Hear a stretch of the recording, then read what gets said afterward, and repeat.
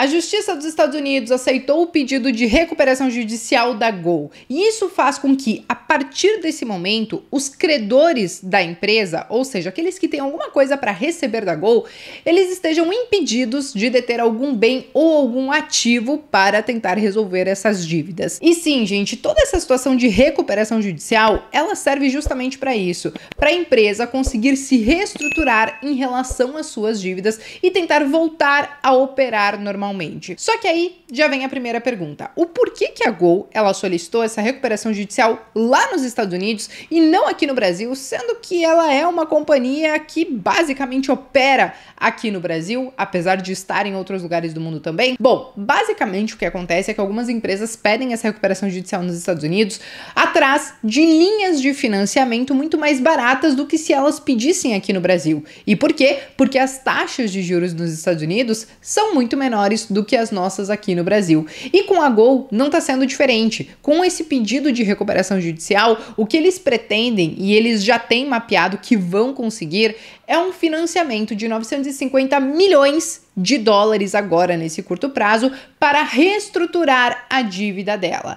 Esse dinheiro, ele deve vir de um grupo de investidores que é credor de alguns títulos ali de dívidas da Abra, que é a holding que controla a Gol. Então, esse grupo de investidores, eles já conhecem a Gol, já conhecem a empresa muito bem e eles toparam, nesse momento de recuperação judicial, levantar esse dinheiro para a Gol reestruturar a sua dívida. Agora, nós precisamos entender como que a Gol chegou nesse ponto que ela chegou, de ter que pedir essa recuperação judicial, até mesmo para nós entendermos o que tudo isso acaba impactando, não somente na vida das pessoas, como também nas ações, que sim, lá nos Estados Unidos já deixaram de ser negociadas. O ponto é, a Gol, ela não é de hoje, e aliás, não é nem dos últimos 3 anos da pandemia para cá, que ela tem alguns resultados que realmente não são bons, tá? E isso eu vou mostrar para vocês na sequência.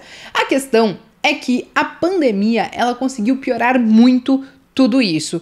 E por quê? Porque, basicamente, com a pandemia, com a restrição de mobilidade, onde as pessoas não poderiam viajar e tudo mais, as ocupações das aeronaves ficaram muito menores, consequentemente, a receita das empresas acabaram sendo muito menores. E eu digo das empresas porque o setor aéreo como um todo sofreu e ainda sofre os impactos da pandemia. A consequência disso foi uma receita menor, como vocês podem ver neste gráfico aqui, mas nós conseguimos entender que essa receita ela até se recuperou muito bem ali de 2021 até agora, depois de uma queda muito brusca. Só que o que acontece? Diante da pandemia, diante de todos esses eventos, nós tivemos uma explosão do dólar e também do petróleo. E aí tudo isso acaba impactando diretamente no custo das aéreas. E da Gol também não é diferente. Então, com o petróleo subindo, tudo isso deixa os combustíveis mais caros e o custo da Gol fica mais alto. As commodities, elas são negociadas em dólar. A Gol, ela tem custos em dólar também. Com esse dólar subindo, que chegou para mais de 5,50, 5,60 em alguns momentos ali da pandemia, tudo isso impactou diretamente no custo e no endividamento da empresa. Só que não somente isso. Nós sabemos que dólar e petróleo impactaram diretamente na nossa inflação, por exemplo, que chegou em mais de 12% ali num curto prazo, né? Só que aí o que os bancos centrais decidiram fazer? Olha, para tentar combater essa inflação, nós vamos aumentar as taxas de juros. Então, se por um lado a gente tem a inflação voltando a ser controlada, o preço do barril do petróleo diminuindo, o dólar arrefecendo, o que aconteceu foi que basicamente as taxas de juros explodiram e essas companhias aéreas, e a Gol também, elas fazem muito aquelas operações de leasing, que é como se fosse um aluguel das aeronaves, onde elas têm uma taxa de financiamento, e aí essas taxas acabaram explodindo e fez com que a dívida das companhias também acabassem explodindo junto. Então, diante de todo esse cenário extremamente complicado, a situação da Gol, ela também se complicou. E aí, quando a gente olha que a receita até se recuperou de 2021, 2022 até agora, quando a gente olha a questão do lucro líquido, a história que é contada já é outra. Ela até entregou ali um lucro líquido no terceiro trimestre de 2023 de um pouco mais ali de 106 milhões de reais, mas quando a gente olha esse histórico de quase 10 anos, nós vemos o quão difícil é a vida do investidor e até mesmo da companhia, porque nós tivemos muitos anos de prejuízo, muitos trimestres de prejuízo. Então, toda essa situação difícil da Gol fez com que ela fizesse um levantamento de que hoje ela deve ter aproximadamente 20 bilhões de reais em dívidas que precisam ser reestruturadas para ela seguir operando normalmente. E aí que vem a pergunta, será que a Gol ela vai continuar operando normalmente? Olha, gente, o Celso Ferrer, que é o CEO da Gol, ele disse que sim, os voos continuam operando normalmente, os programas, por exemplo, de fidelidade, Smiles e tudo mais, segue funcionando normalmente. O que muda nesse momento, com esse pedido de recuperação judicial, é a relação da Gol com os credores, ou seja, daqueles que têm algo para receber da Gol, que tem algum tipo de dívida que a Gol acabou tomando com eles, tá? Todo o restante segue normalmente. Só que ainda assim, isso não impediu que as agências de risco diminuíssem a nota da Gol. E sim, gente, a situação ela vai ficando cada vez pior, porque essas notas, elas fazem com que talvez até mesmo alguns fundos ou enfim, alguns grandes investidores não possam colocar dinheiro na Gol por conta dessa nota que é de alto grau especulativo. Existem algumas regrinhas em alguns fundos para fazer alguns investimentos que não permitem esse tipo de investimento. Mas não somente isso. O que aconteceu também foi que a Bolsa de Nova York fez com que as ações, as ADSs, né, que na verdade são as ações brasileiras que são negociadas lá fora, elas também deixassem de ser negociadas. E a Gol disse que não vai recorrer a essa questão, vai ficar do jeito que tá. Os investidores lá fora não vão conseguir negociar essas ações de Gol. Aqui no Brasil, a gente até consegue. Então, bem na verdade, o que vai acontecer e que a gente tem visto nesses últimos dias é que se alguém quiser continuar amassando o papel, como vocês estão vendo aí na tela, somente hoje que eu tô gravando pra vocês, tá caindo mais de 13%, mas teve outros dias que já caiu 12%, já caiu 8%, já caiu 9%. A situação realmente tá feia, mas quem quiser negociar as ações da Gol vai acabar tendo que fazer somente aqui no Brasil. Mas é aí que vem uma outra grande questão, né? Será que vale a pena investir nas empresas desse setor?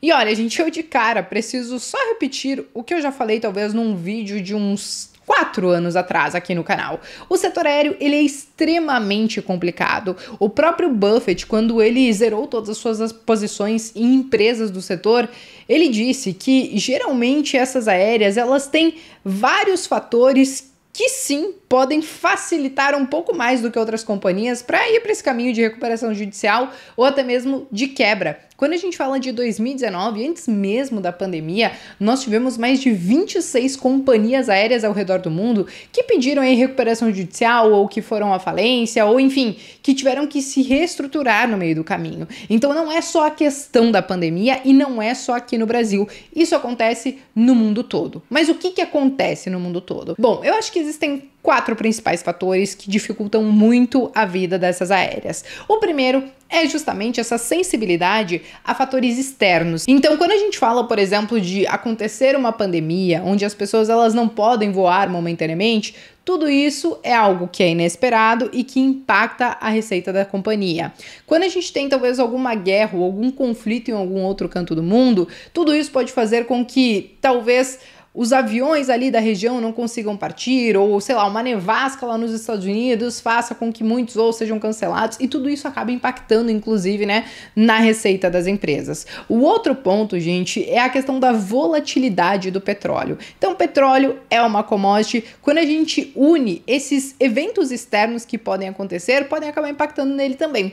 Então, vamos supor que tem um conflito muito grande lá no Oriente Médio, que sim, é um dos principais produtores ali, né, de petróleo, né, eles exportadores de petróleo também.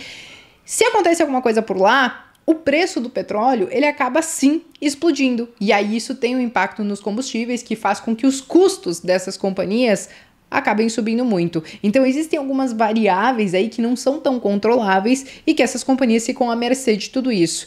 E não somente a questão do petróleo entra nessa questão dos custos. Um outro ponto que impacta justamente nessa questão das companhias aéreas são os outros custos para além do petróleo. Então eu trouxe para vocês o exemplo do dólar, que muitas dessas empresas têm dívida em dólar, mas também tem alguns custos em dólar, questão de combustíveis também que podem acabar impactando, porque a commodity também é negociada em dólar. Nós temos também a questão das taxas de juros, como elas operam muito leasing, se taxa de juros explode, dependendo de como elas fizeram esse leasing, tudo isso pode aumentar a dívida delas. E também nós temos que levar em consideração até mesmo processos judiciais. Aqui no Brasil, nós sabemos como existem muitos processos contra essas companhias aéreas, então tudo isso também acaba encarecendo a operação dessas companhias em si. Então esses custos, alguns eles não são tão controláveis e essas companhias podem acabar ficando à mercê de algumas variações muito grandes ali num curto prazo. E por último, né, gente, mas não menos importante, eu acho que tem justamente a questão da pressão dos preços, a competitividade, né? Hoje, para eu ir do ponto A, sei lá, vou pegar aqui de Chapecó para São Paulo, eu não vou geralmente com a companhia que eu mais gosto, eu geralmente vou com a que tem o melhor preço no momento.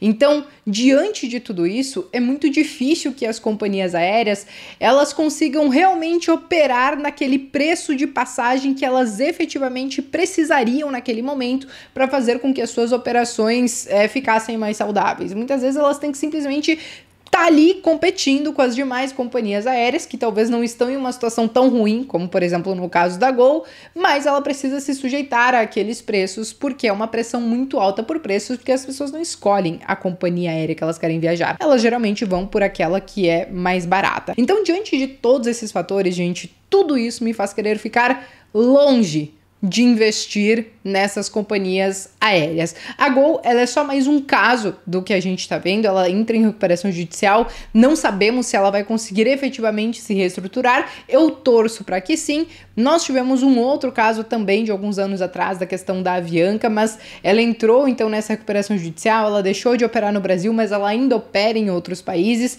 então não quer dizer que porque a companhia entrou em recuperação judicial que ela não possa se recuperar e que também ela vai deixar de operar normalmente como opera.